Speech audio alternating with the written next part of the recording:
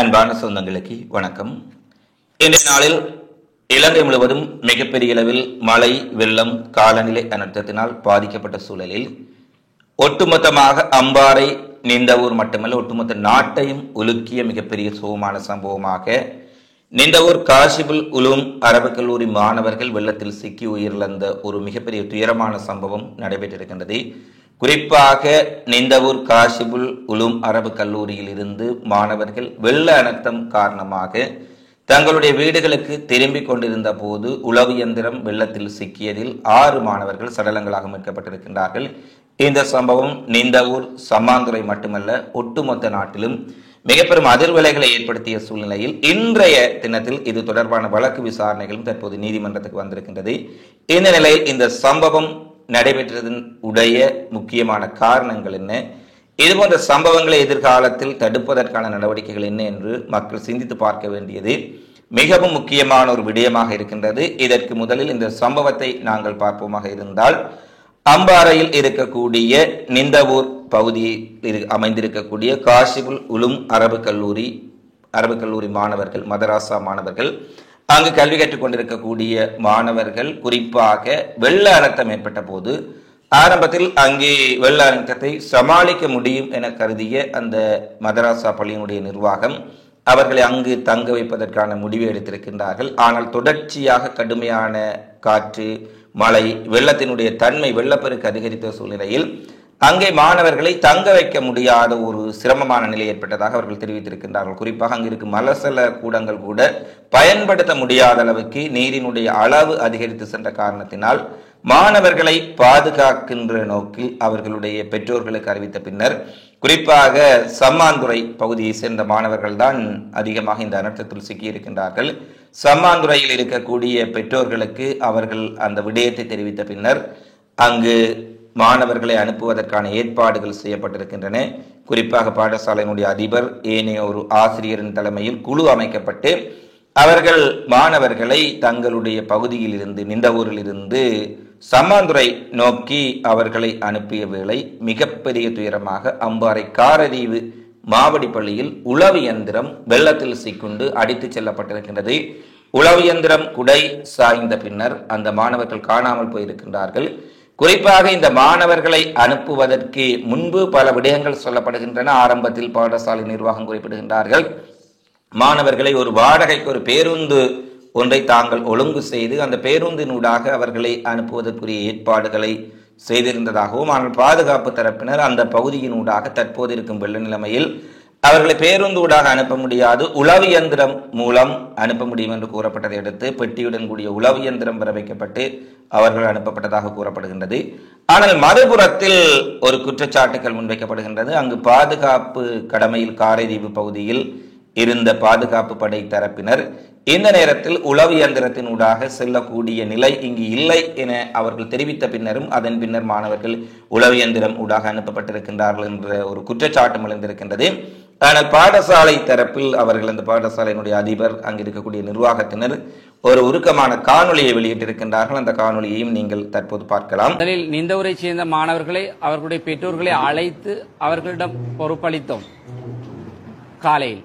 அதே போன்று வெளியூர் மாணவர்களை அவர்களுடைய பெற்றோர்கள் தற்பொழுது வீதி தடங்கள், அதே போன்று பயணம் செய்வதில் ஏற்பட்டுள்ள சிரமம், வெள்ள நிலைமையை கருத்தில் கொண்டு அவர்களை பெற்றோர்கள் வருவதை தவிர்த்து நாங்கள் அவர்களுடைய பெற்றோர்களிடம் நேரடியாக சென்று இந்த மாணவர்களை ஒப்படைக்க வேண்டும் என்பதற்காக எங்களுடைய கல்லூரியினுடைய அதிபர் அவர்களுடைய தலைமையில் 3 ஒஸ்தாதுமார்களையும் அதே போன்று எங்களுடைய பணியாளர்கள் 2 சேர்த்து மொத்தமாக 6 பேர் நாங்கள் அந்த குழுவை பொறுப்பாக்கி அவர்களுடைய தலைமையில் பிரத்யேகமாக நாங்கள் ஒரு பஸ் வண்டியை கூட வாடகைக்கு அமர்த்தி எங்களுடைய மாணவர்களை நேற்று மாலையில் அந்த பஸ் வண்டியில் ஏற்றி எங்களுடைய அதிபருடைய தலைமையில் அந்த அட்டாளச்சேனை, அக்கரைப்பற்று, அதே போன்று ஒலுவில், இறக்காமம், சம்மாந்துறை, மத்திய முகாம், நப்பட்டிமுனை, கல்முனை, சாய்ந்தமருது போன்ற பிரதேசங்களுக்கு அவர்களை பாதுகாப்பாக ஏற்றி சென்று அவர்களுடைய பெற்றோர்களை வீதிக்கு வரவழைத்து அவர்களிடம் ஒப்படைப்பது என்ற ஒரு மஷூராவின் அடிப்படையில் நாங்கள் செயல்பட்டோம். காரைதீவு சந்தையிலிருந்து சம்மாந்துறைக்கு போன்ற மாணவர்களை அதாவது போலீசார், இராணுவத்தினர் அந்த சம்பவ இடத்தில் நிற்கின்ற நிலையிலே அவர்களுடைய அறிவுறுத்தல்கள், ஆலோசனைகளை பெற்றுக்கொண்டுதான் நாங்கள் சம்மாந்துறைக்கு உளவு இயந்திரத்தின் இழுவைப்பட்டி மூலம் நாங்கள் அவர்களை ஏற்றி சமாந்துறை பிரதேசத்துக்கு அனுப்பியிருந்தோம். அனுப்புகின்றதுக்கு முதல் கூட நாங்கள் காரதீவு சந்தியை அடைந்த போது எங்களுடைய அதிபர் அவர்கள் சம்பந்தப்பட்ட பெற்றோர்களுக்கு தொலைபேசி மூலம் எடுத்து இப்பொழுது வந்துவிட்டோம், மாணவர்கள் உளவு இயந்திரத்தில் ஏற்றப்பட போகின்றார்கள், ஆகவே நீங்கள் எங்களுக்கு அவங்க அந்த இடத்துக்கு பெற்றார்கள் மறுமுனையில் இருந்து கொண்டிருந்தார்கள். அவர்கள் நாங்கள் மறுமுனையில் நிற்கின்றோம், நீங்கள் எங்களுடைய மாணவர்களை அனுப்புங்கள், நாங்கள் பொறுப்பேற்றுக் கொள்கின்றோம் என்று கூறியதற்கு இணங்க எங்களுடைய அதிபர் அவர்களால் 13 மாணவர்கள் பஸ்ஸில் இருந்த 13 மாணவர்கள் சமாந்துரை சேர்ந்த மாணவர்கள் இறக்கி அந்த உளவு இயந்திரத்தில் பட்டியல் ஏற்றப்பட்டார்கள். அல்லாவுடைய நாட்டம் என்னமோ அந்த சம்பவ இடத்திலே எங்களுடைய அந்த உளவு இயந்திரம் புரண்டதினால கவிழ்ந்து அதில் இருந்த மாணவர்களும் அந்த நீரில் தத்தளிக்க வேண்டிய ஒரு நிலைமை ஏற்பட்டதுடன் அந்த இடத்திலே சம்பவ இடத்திலே உடனடியாக 7 மாணவர்கள் காப்பாற்றப்பட்டு கரை சேர்க்கப்பட்டு அவர்களுடைய பெற்றோர்களும் ஒப்படைக்கப்பட்டுள்ளார்கள். வீணான தர்க்கங்களை புரிகின்றவர்கள் அல்லாவுக்காக இந்த நிலைமையை உணர்ந்து நீங்கள் அல்லாவுக்காக விமர்சனங்களை தவிர்த்து உண்மையை புரிந்து கொண்டவர்களாக இந்த சந்தர்ப்பத்தில் நீங்கள் உங்களுடைய பிரார்த்தனைகளை வழங்குமாறு கேட்டுக்கொள்கின்றோம். இந்த காணொளியில் அவர்கள் குறிப்பாக தாங்கள் முழுமையாக அந்த மாணவர்களை காப்பாற்ற வேண்டும் என்ற நோக்கத்தில் தான் ஏதாவது ஒரு கிடைக்கக்கூடிய வாகனம் என ஆரம்பத்தில் பேருந்தில் அனுப்புவதற்கான வாய்ப்புகள் இல்லை என கூறியிருக்கின்றார்கள். அந்த தடத்தினூடாக செல்லக்கூடிய அனைத்து பேருந்துகளும் மழை வெள்ளப்பெருக்கினால் நிறுத்தப்பட்டிருக்கின்றன. அதன் காரணமாக அந்த வாடகை குழவு இயந்திரத்தை அமர்த்தி அந்த வாடகை பணத்தையும் அங்கிருக்கக்கூடிய அதிபர் மாணவர்களுக்கு கொடுத்த பின்னரே அனுப்பியிருக்கின்றார். இந்த விவரம் முழுமையாக அங்கு சமாந்துறையில் இருக்கக்கூடிய அவர்களுடைய பெற்றோர்களுக்கு கூறப்பட்டிருக்கின்றது. எனவே கொட்டும் மழை வெள்ளத்தையும் பொருட்படுத்தாமல் அவர்களுடைய பெற்றோர்கள் மறுகரையிலே தங்களுடைய பிள்ளைகள் எப்படியாவது வந்து சேர்வார்கள் என கரையில் காத்திருந்திருக்கின்றார்கள். ஆனால் அவ்வாறு காத்திருந்த பெற்றோர்களுக்கு ஒரு மிகப்பெரிய ஒரு துயரமான சம்பவம் தான் நடைபெற்றிருக்கின்றது. காணாமல் போன மாணவர்களில் 5 பேர் அதிர்ஷ்டவசமாக காப்பாற்றப்பட்டிருக்கின்றார்கள். ஆரம்பத்திலேயே சில மணி நேரங்களுக்குள் அந்த 5 பேர் காப்பாற்றப்பட்டு அவர்கள் வெள்ளத்தில் அடித்து செல்லப்பட்ட நிலையில் மீட்கப்பட்டார்கள். ஆனால் ஏனைய 6 மாணவர்கள் ஒன்றன் பின் ஒன்றாக சடலங்களாகவே மீட்கப்பட்டிருக்கின்றார்கள். மறுகரையில் கொட்டும் மழையிலும் வெள்ளத்திலும் தங்களுடைய பிள்ளைகள் எப்படியாவது மறுகரைக்கு வந்து விடுவார்கள் என எதிர்பார்த்திருந்த பெற்றோர்களுக்கு அவர்கள் ஒவ்வொரு மாணவர்களும் சடலங்களாகத்தான் ஒப்படைக்கப்பட்டிருக்கின்றார்கள். இது ஒரு மிகப்பெரிய துயரம். அந்த பெற்றோர்களின் நிலை என்பது நினைத்து பார்க்க முடியாத ஒரு மிகப்பெரிய துயரமாக இருக்கின்றது. ஏனெனில் எப்படியாவது தங்களுடைய பிள்ளைகளை பொறுப்பேற்றுக் கொண்டு செல்வதற்காக நின்றவர்கள் சடலங்களை பொறுப்பேற்று சொல்லக்கூடிய காட்சிகள் என்பவை நிச்சயமாக அதை பார்க்க முடியாத அளவுக்கு மிகப்பெரிய ஒரு துயரமான சம்பவமாகத்தான் அங்கே பதிவாக இருக்கின்றது. இந்த நிலையில் இந்த சம்பவத்தின் பின்னர் பல விடயங்கள் குறித்து பலரும் பேசிக் கொண்டிருக்கின்றார்கள். யாராவது ஒரு தரப்பினரை குற்றம் சுமத்திவிட்டு இப்படியான விடயங்களிலிருந்து நாங்கள் தப்பித்துக் கொள்கின்றோமா என்ற கேள்விதான் மிகப்பெரிய அளவில் இன்று சமூகத்தில் எழுந்திருக்கின்றது. குறிப்பாக இந்த நடவடிக்கையின் பின்னர் அந்த பாடசாலை நிர்வாகம் குறிப்பிடுகின்றார்கள், எப்படியும் அந்த மாணவர்கள் தங்களுடைய இடத்தில் நின்ற ஊரில் இருக்கக்கூடிய அந்த அரபு கல்லூரியில் வெள்ளம் இன்னும் அதிகரித்தால் அவர்களை காப்பாற்ற முடியாத அல்லது பராமரிக்க முடியாத சூழ்நிலை ஏற்படும் என்பதால் அவர்களுடைய பெற்றோருக்கு நாங்கள் வாட்ஸ்அப் குரூப் மூலமாக தெரிவித்துவிட்டு அதில் பல பெற்றோர்களுக்கு தகவல் பரிமாறப்பட்டிருந்தது. ஒரு சில பெற்றோர்களை வாட்ஸ்அப் குரூப்பில் தொடர்பு கொள்ள முடியவில்லை. பலர் அங்கு வந்து நின்ற போது அவர்களுக்கு உறுதிப்படுத்திய பின்னர் தான் நாங்கள் அந்த மாணவர்களை அனுப்பி வைத்தோம். அதிலும் நிச்சயமாக நாங்கள் இவ்வாறான ஒரு சம்பவம் நடக்கும் என எதிர்பார்க்கவில்லை என அவர்கள் குறிப்பிடுகின்றார்கள். ஆனால் இன்னொரு தரப்பினரோ இவ்வாறான வெள்ள நிலைமை இருக்கின்ற நேரத்தில் அவர்கள் உளவு இயந்திரத்தில் அனுப்பி வைக்கப்பட்டது அவசரமாக தவறு என்ற ரீதியிலும் அங்கு கருத்துக்கள் கூறப்பட்டாலும் கூட சரி தவறு என்பதற்கு அப்பால் ஒரு மிகப்பெரிய ஒரு இழப்பு இங்கே ஏற்படுத்தப்பட்டிருக்கின்றது. அந்த மாணவர்களுடைய மதராசா பள்ளியினுடைய மாணவர்களின் உடைய நிலை மட்டுமல்ல, இந்த கிராமம் சம்மாந்துறை கிராமமே ஒட்டுமொத்தமாக துயரத்தில் மூழ்கி இருக்கின்றது என்றுதான் சொல்ல வேண்டும்.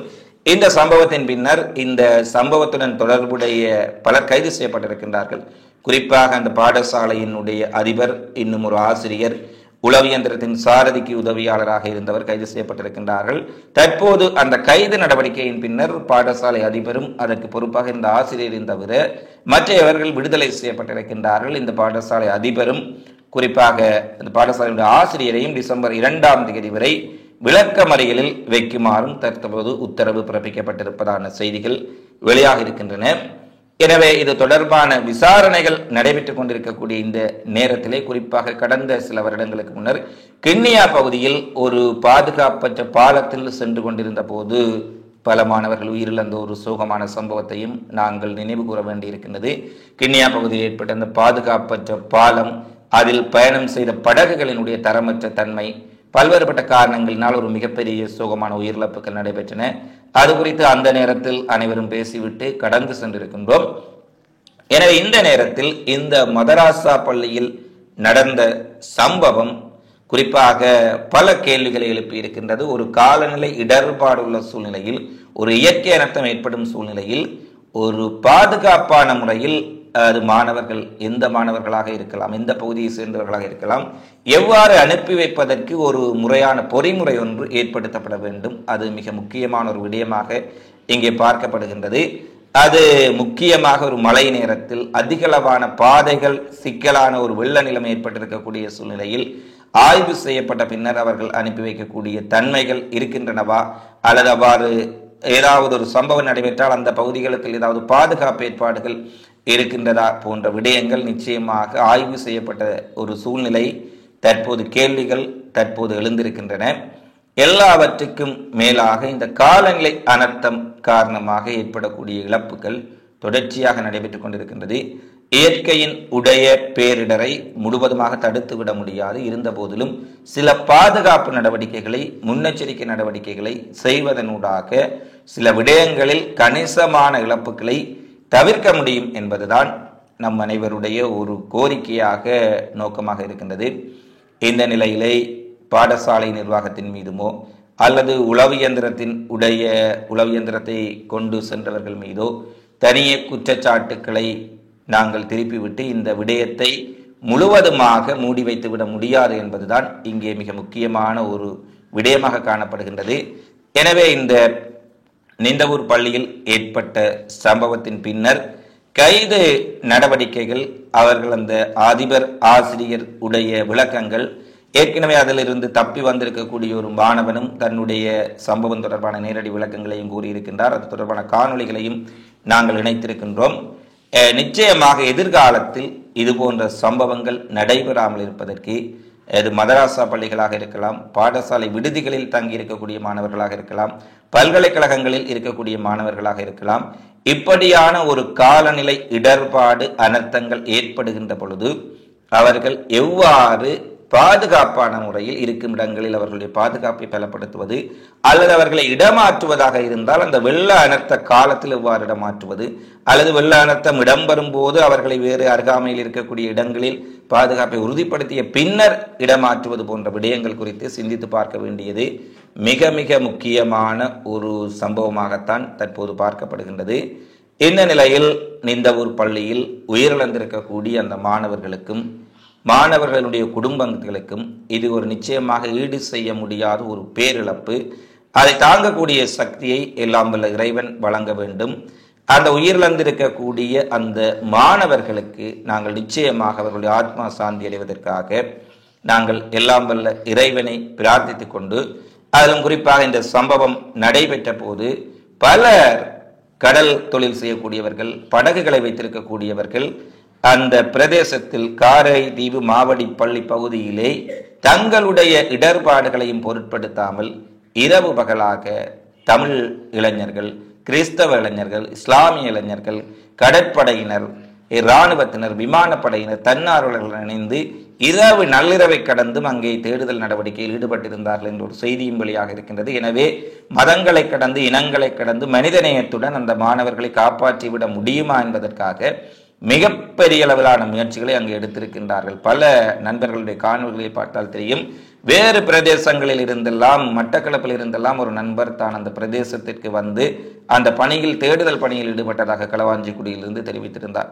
அவ்வாறு தமிழ் இளைஞர்கள், கிறிஸ்தவ இளைஞர்கள், இஸ்லாமிய இளைஞர்கள் எல்லாம் இணைந்து ஒரு மிகப்பெரிய அளவிலான முயற்சிகளை மேற்கொண்டிருக்கின்றார்கள். அதில் பல இடர்பாடுகளை கடந்தும் அந்த மீட்பு பணியில் ஈடுபட்ட சிலர் கூறுகின்றார்கள், இது ஒரு ஆற்று பிரதேசமாகவோ அல்லது ஒரு குளமாகவோ இருந்தால் தாங்கள் படகுகளில், இயந்திர படகுகளில் வேகமாக சென்று தேடுதல் நடவடிக்கைகளில் ஈடுபட்டிருக்க முடியும்.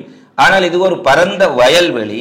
எனவே வயல்வெளிக்குள் தண்ணீர் நிறைந்து காணப்படுவதனால் அந்த நேரத்தில் அந்த படகுகளை சரியாக இயக்க முடியவில்லை. ஏனெனில் அங்கு கட்டைகள், குப்பைகள், கூலங்கள், சதுப்பு நிலமான பகுதி, சேற்று நிலமான பகுதி, படகுகளை வேகமாக செலுத்த முடியவில்லை. படகுகளை செலுத்தும் போது மோட்டார் விசிறிக்குள் குப்பைகள் உள்ளே சென்று அதை நிறுத்தி அதை எடுத்துவிட்டு செல்ல வேண்டிய சூழலில் எல்லாம் இருந்தும் தேடுதலில் ஈடுபட்டும் அவர்கள் யாரையும் உயிருடன் மீட்க முடியவில்லை என்ற ஒரு துயரமான செய்தியையும் பகிர்ந்து கொண்டிருக்கின்றார்கள். எனவே இப்படியான சம்பவங்கள், அனர்த்தங்கள் இனிமேலாவது நடைபெறாமல் இருக்க இயற்கை பேரிடர் காலங்களில் சரியான ஒரு பொறிமுறை மக்களை பாதுகாப்பதற்கு ஏற்படுத்தப்பட வேண்டும் என்பதுதான் எங்கள் அனைவருடைய கோரிக்கையாக இருக்கின்றது. எனவே இந்த சம்பவத்தில் நீதி விசாரணை என்பது ஒரு புறம் நடைபெற்றுக் கொண்டிருந்தாலும் இழப்பை சந்தித்திருக்கக்கூடிய குடும்பங்களுக்கு ஆழ்ந்த அனுதாபங்கள். இறைவன் அவர்களுக்கு தாங்கும் சக்தியை வழங்க வேண்டும்.